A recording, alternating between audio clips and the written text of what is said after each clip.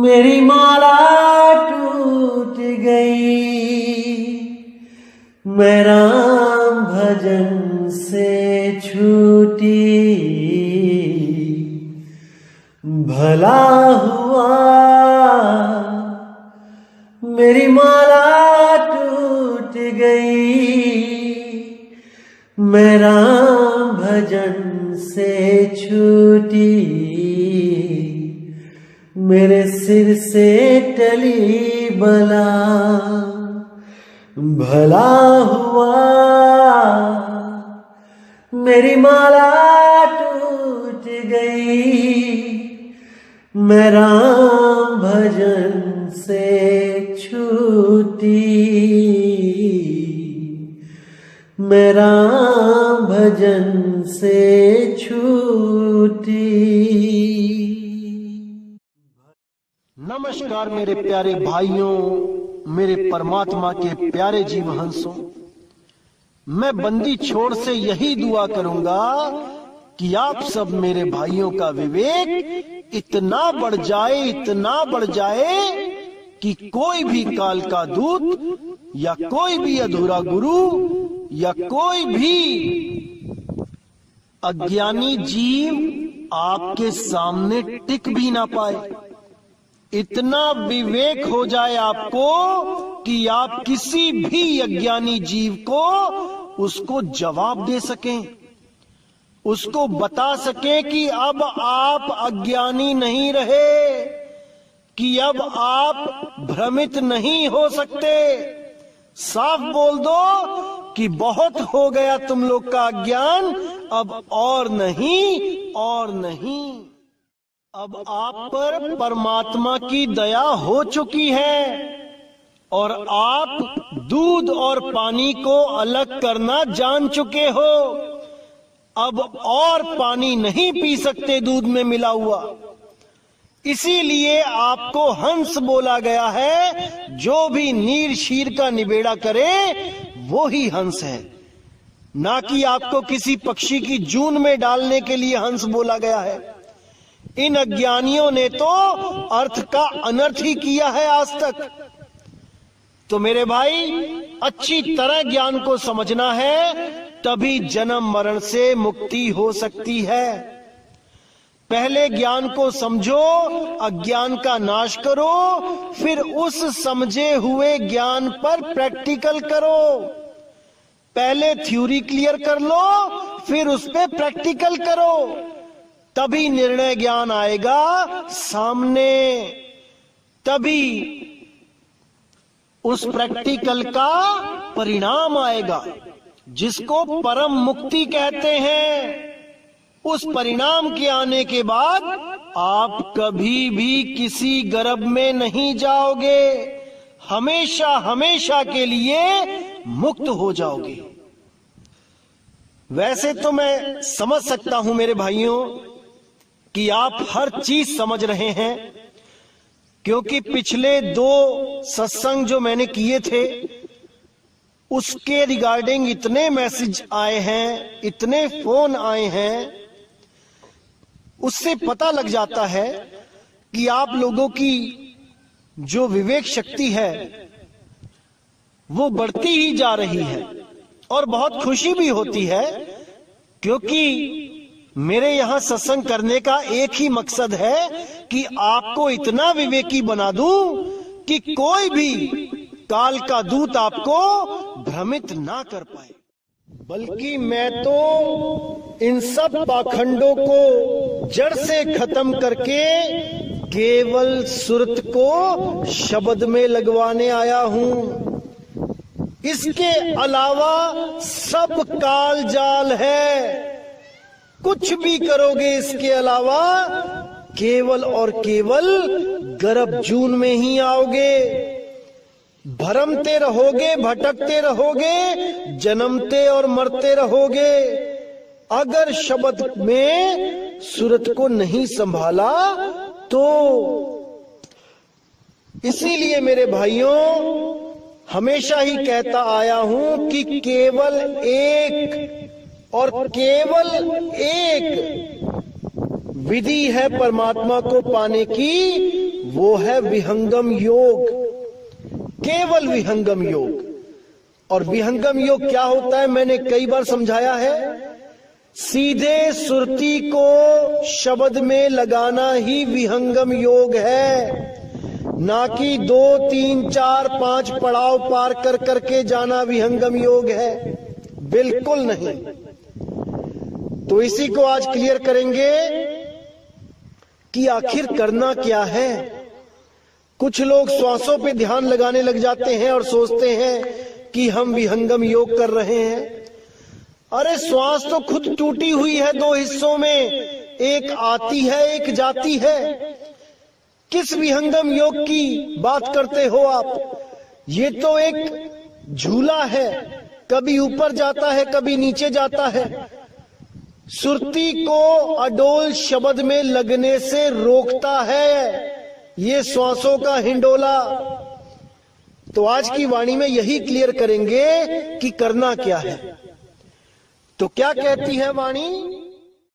गुरु संतन को जान के हृदय करे प्रतीत, कहे कबीर सुहंस हवे चली है भव जल जीत। यानी जो गुरु, जो संतों को जान के, उनको पहचान के, उनके दिव्य ज्ञान को समझ के जो अपने हृदय में प्रतीत कर ले, विश्वास कर ले, वो हंस गति होकर यानी नीर क्षीर का निबेरा करके सत्य को जानकर इस भव जल को जीत के चले जाते हैं। और जो संत को नहीं समझ पाते, संतों के ज्ञान को नहीं समझ पाते, इसी दुनियावी मनमुखी अज्ञान में उलझे रह जाते हैं, वो कभी भवसागर पार नहीं हो पाते। क्योंकि वो भवसागर को समझ ही नहीं पाते कि भवसागर होता क्या है। कोई कहता है भवसागर ही भगसागर है, भग। अरे मेरे भाई, भव सागर ये देह है। इस देह को जानो, ये देह किन तत्वों से बनी है। उन 5 तत्वों में अगर आपकी सुरती रमती है तो समझ लो आप भव सागर में ही हो। अगर आप श्वासों पे ध्यान लगाने लगे हो, श्वासों का अजपा जाप जपने लगे हो, तो आप भवसागर में ही हो। अगर आप त्रिकुटी में ध्यान लगाने लगे हो, इंगला पिंगला सुषमना में ध्यान लगाने लगे हो, तो भवसागर में ही हो आप। अगर आप नाभि में, कंठ में, हृदय चक्र में, मूल चक्र, गुदा चक्र में ध्यान लगाने लगे हो, नाम जपने लगे हो, तो भवसागर में ही हो आप भवसागर पार नहीं हो सकते। तो आगे कहते हैं, सतगुरु तहां आरती करहीं, सब तज जहां जाए पग धरहीं, चरणामृत साधन को लीजे, मुख पूजा कर अचवन कीजे। यहां कबीर साहब समझा रहे हैं कि जहां पर भी सतगुरु जाएं, वो गुरु जो सत्य का प्रचार कर रहा है वो भी सतगुरु होता है। कोई इस भ्रम में ना रहे कि केवल कबीर साहब को ही सतगुरु कहते हैं। ठीक है, सतगुरु कहते हैं, सत साहिब कहते हैं, लेकिन जिसको कबीर साहब चुन लेते हैं अपना प्रचार करने के लिए, वो भी सतगुरु ही होता है, वो असतगुरु नहीं होता है। इसको अच्छी तरह समझ लो। सतगुरु सोई सतनाम बतावे, बाकी गुरु कोई काम ना आवे। अब जो सतनाम है वो क्या है, उसको जानना है। उसको जनवाने वाला गुरु ही सतगुरु है। अब कुछ लोग क्या करते हैं, जो सोहंग के पुजारी हैं, वो सतनाम को सोहंग फिट कर देते हैं कि सतनाम ही सोहंग है। लेकिन कबीर साहब क्या कहते हैं सोहंग सोहंग जपी मुआ, व्यर्थया जन्म गवाया। यानी सोहम सतनाम नहीं है तो क्या है सतनाम, इसको जानना है। असल में सतनाम और कबीर साहब एक ही चीज है, लेकिन ये अज्ञानी गुरु नहीं समझ पाते इन बातों को। इसीलिए इन लोगों से बचने को कहा है कबीर साहब ने। तो साहिब कहते हैं झूठे गुरु को झटक दे, शिष्य शाखा को फूक, वाह में दोष जरा नहीं, शब्द कहा हम कूक। ये जितने भी अधूरे गुरु हैं और इनके लाखों करोड़ों शिष्य, कहते हैं शिष्य शाखा को फूक। ये लंबी लंबी लाइनें लगी हैं, फूक दे उनको, मतलब मोह भंग कर दे अपना वहां से कि देखो मेरे गुरुजी के पास कितनी संगत है, 1 करोड़ 2 करोड़ 5 करोड़। फूक दे उस संगत को। अब इसका मतलब ये नहीं है कि आग लगा के फूक दे, इसका मतलब है विवेक के द्वारा उनसे अलग हो जाओ, तभी कल्याण होगा। अन्यथा उन्हीं भेड़ की लाइनों में आप भी एक भेड़ बनके शामिल हो जाओगे। इसीलिए विवेक दिया जाता है ताकि आप उन भेड़ों की लाइनों से अलग खड़े नजर आओ, इसीलिए विवेक दिया जाता है। तो साहिब ने यहां पे साफ कह दिया कि जहां भी सतगुरु मिले उनकी आरती करो, उनके ऊपर तन मन धन निछावर करो, क्योंकि वही एक ऐसी हस्ती है जिनकी आपने सेवा करनी है। इस दुनिया में सतगुरु के अलावा और कोई इस लायक नहीं कि आप तन मन धन से उनकी सेवा करो। कुछ लोग सोचेंगे कि माता पिता क्यों नहीं, ठीक है माता पिता की भी सेवा करनी चाहिए, लेकिन माता पिता और सतगुरु का कोई मेल नहीं है। कबीर साहब कहते हैं माता पिता मिल जाएंगे 184 माही, सत भक्ति गुरु बंदगी फिर मिलेगी नहीं।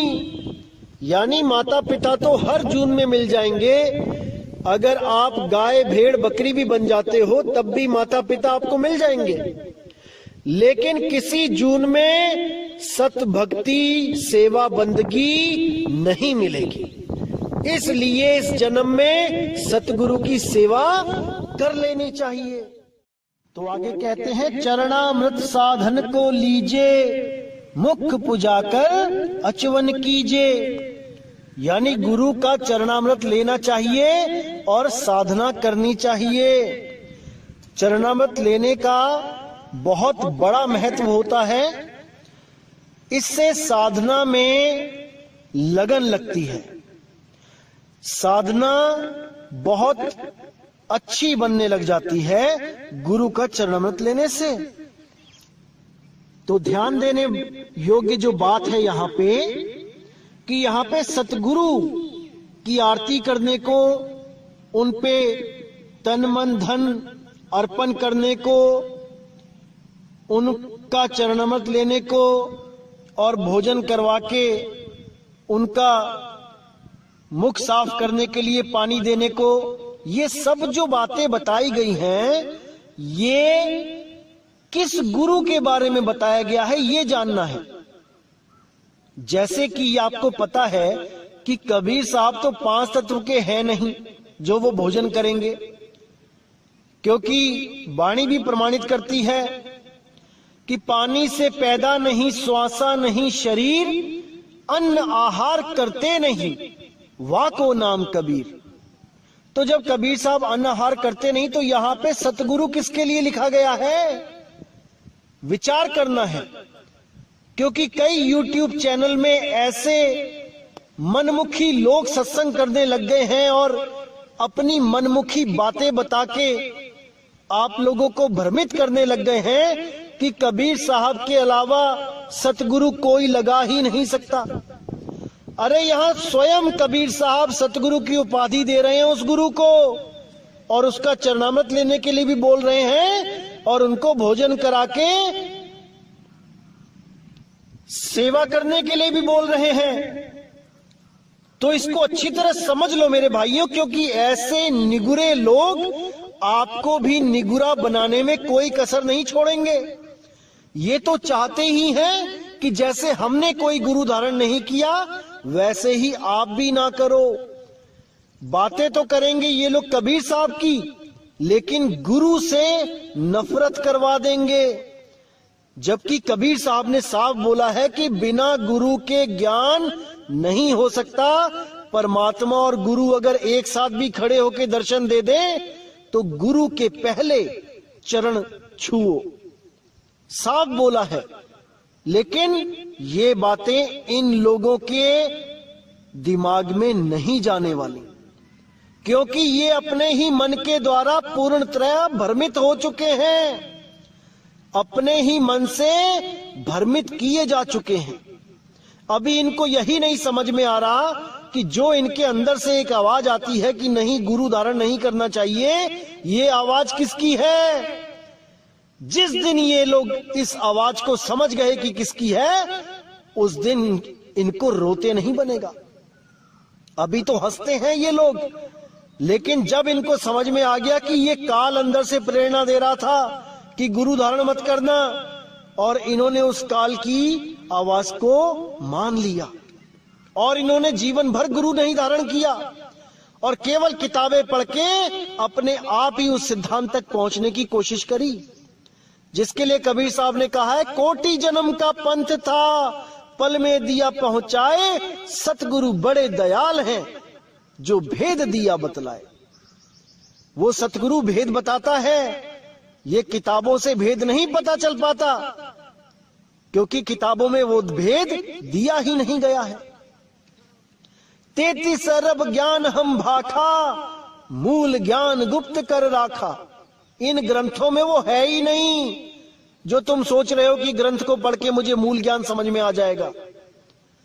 इसलिए मेरे भाई विवेक लगाओ, विचार करो, अभी समय है, और ऐसे लोगों के चंगुल में मत फंसो। साहिब बंदी। तो आगे साहिब कहते हैं, गुरु की दया निरखत रही, निंदा रूप न कबहू करई, नी अक्षर सुमिरो चितलाई, जासो आवा गमन नसाई। कि गुरु की दया हमेशा निरखते रहिए, वो जरूर होगी, वो दयाल आप पे जरूर दया करेगा। निंदा रूप न कबहू करई, कभी सपने में भी गुरु की निंदा नहीं करनी है। नी अक्षर सुमिरो चितलाई, उस नी अक्षर नाम को हमेशा याद करते रहो, उसमें अपना सुरती को टिकाते रहो। जासो आवागमन नसाई, जिससे आपका आवागमन सदा सदा के लिए समाप्त हो जाए। नी अक्षर को निरखे भावा, देह छोड़ सतलोक सिधावा। गुरु के वचन सोच कर माना, नाम बिना मिथ्या जग जाना। और न देख और नहीं पेख है, निस दिन पल पल नाम विवेक है। तो यहां पे बिल्कुल क्लियर कर दिया कि केवल भाव नी अक्षर के लिए होना चाहिए। इन अक्षर ज्ञान के लिए कोई भाव मन में ना रखे कि कोई मंत्र मिलेगा तब मैं पार होऊंगा।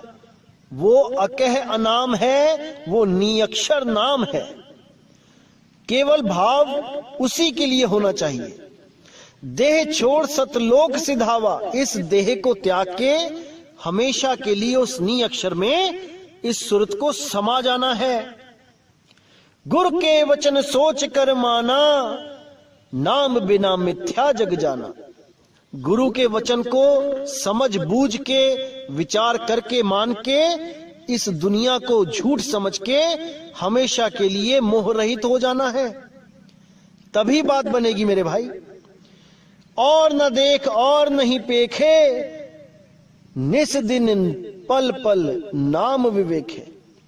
कि उस नियक्षर नाम के अलावा और कहीं ना देखे, कहीं पे आस नहीं होनी चाहिए। पल पल उस नाम से विवेक करके उसको प्रकट करें, विवेक करके उसको जाने, तभी बात बनेगी। छूट पसारा देख जग, करनी दे बताए, एक नाम कह जान के, ता मैं रह समाए। बिल्कुल क्लियर कर दिया साहिब ने कि ये सारा जग का जो पसारा है इसको झूठा समझ के दूर कर दो, और उस एक नाम में, केवल एक नाम, 7 8 10 नाम नहीं कि कोई ओम कलियम हरियम से जुड़ के बैठ गया, कोई ज्योत निरंजन ओंकार आरंकार से जुड़ के बैठ गया, कोई किसी नाम से, कोई किसी नाम से। साहिब ने केवल एक नाम की बात करी है। एक नाम कह जान के, ता में रहे समाए। उसी एक नाम में हमेशा हमेशा के लिए समा जाए, वो स्वयं नाम हो जाए, तब समझो कि मुक्ति मिलेगी। नहीं तो इन्हीं नामों के चक्कर में उलझ उलझ के बार बार आना जाना पड़ेगा।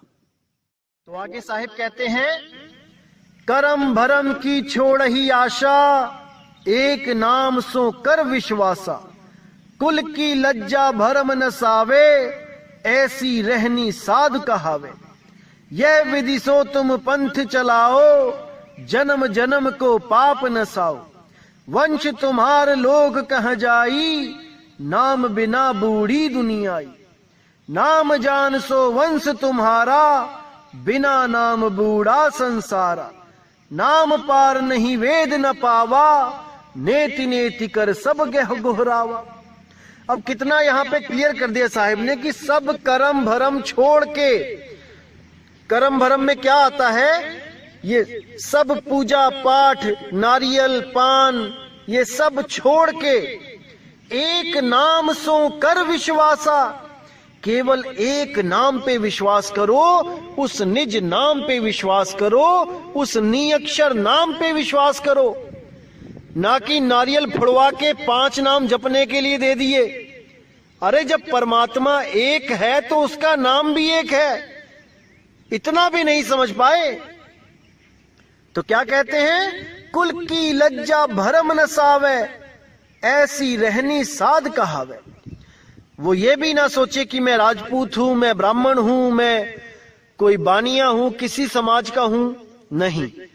जब वो परमात्मा को प्रेम करता है तो वो जीव है, और उसको पाना है केवल पीव को, बीच में कुछ नहीं, कोई जात नहीं, कोई पात नहीं, कोई मंदिर नहीं, कोई मस्जिद नहीं, कुछ नहीं।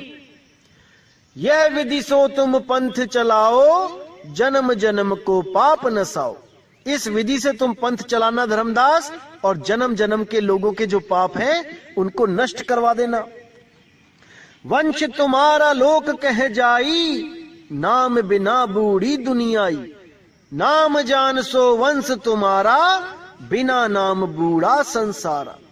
कि जो भी तुम्हारे वंश में आएगा वो तर जाएगा।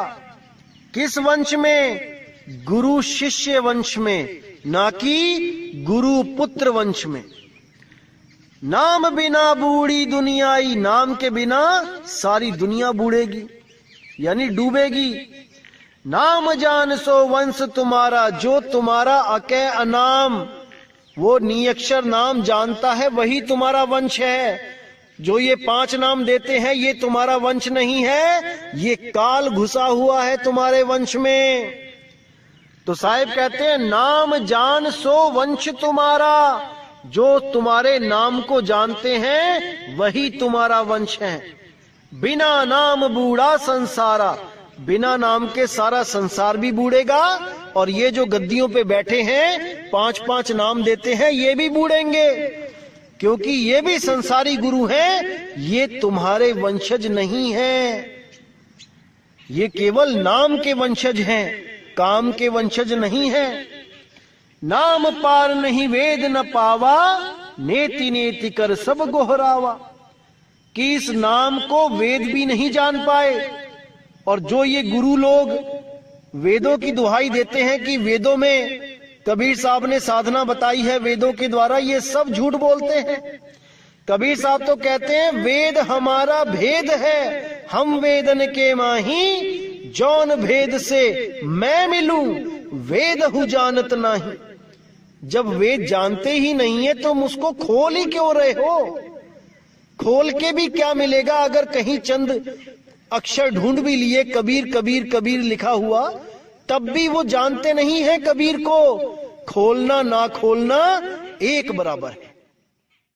तो जब हम वेद, पुराण, गीता और भी कई ग्रंथ जब हम पढ़ते हैं, तो जैसे मैंने पुराण में भी दिखाया था कि वहां पर सोहंग नाम दिया हुआ था, मंत्र दिया हुआ था, और उसके कई हजार जाप करने की बात की गई थी। इसी प्रकार कई हजार जाप करने के बाद सोहंग के तब जीव ब्रह्म अवस्था को प्राप्त होता है। अब कुछ कबीर पंथी भी ऐसे हैं जो सोहंग नाम से, सोहंग अजपा जाप जपवा के परमात्मा प्राप्त करने का दावा करते हैं और श्वासों पे ही ध्यान लगाते हैं, श्वासों को ही सत्य मानते हैं, और ये दावा भी करते हैं कि कबीर साहब ने हमेशा श्वासों पे ही ध्यान लगाने की बात करी है, जबकि वो सत्य को नहीं जानते। कबीर साहब ने तो श्वासा को बंधन बोला है कि इस सांस के द्वारा ही जीव बंधन में है। अगर इस सांस से वो अपने आप को अलग कर ले तो इस जीव को पकड़ने वाला कोई नहीं। ये सुरती हमेशा के लिए जीव अवस्था से पीव अवस्था में प्राप्त हो जाएगी, चली जाएगी। लेकिन ये लोग नहीं जान पाए कि कैसे अलग करना है, और जो गांठ पहले से ही पड़ी हुई थी उसी गांठ को और मजबूत करने में लग गए, जबकि गांठ खोलनी थी। तो कैसे ये पवन के साथ सुरती का मेल हो जाता है और बंधन में आ जाता है, इसका जिक्र करते हुए कबीर साहब ने वाणी में क्या बोला है, आइए देखते हैं। तो साहिब कहते हैं, काया भरम भेद अधिकारा, नीर पवन दोई यस बैठारा, नीर नाम ते उत्पत्ति होई, नीर ही साधे मरे न कोई। यहां पे कबीर साहब काल जाल के बारे में बता रहे हैं कि कैसे काल ने जुगत लगा के इस जीव को उलझाया है। किन दो तत्वों में सबसे ज्यादा जीव को उलझा रखा है, वो है नीर और पवन। इन दोनों को अगर आपने समझ लिया और इनसे अलग होने की विधि जान ली तो समझ जाना मेरे भाई कि आप मुक्त हैं। तो क्या कहते हैं, काया भरम भेद अधिकारा, नीर पवन दोई अस बैठारा, नीर नाम ते उत्पत्ति होई, नीर ही साधे मरे ना कोई। यानी पानी के द्वारा जब बीज बनाया जाता है और पानी से ही सबको पैदा किया जाता है, तो वही काल का पहला जाल है, क्योंकि सारे शरीर पानी से ही पैदा किए जा रहे हैं। और पानी से पैदा करने के बाद दूसरा जाल क्या है, दूसर पवन अंग की धारा, तापर सोहंग सुरती बैठारा।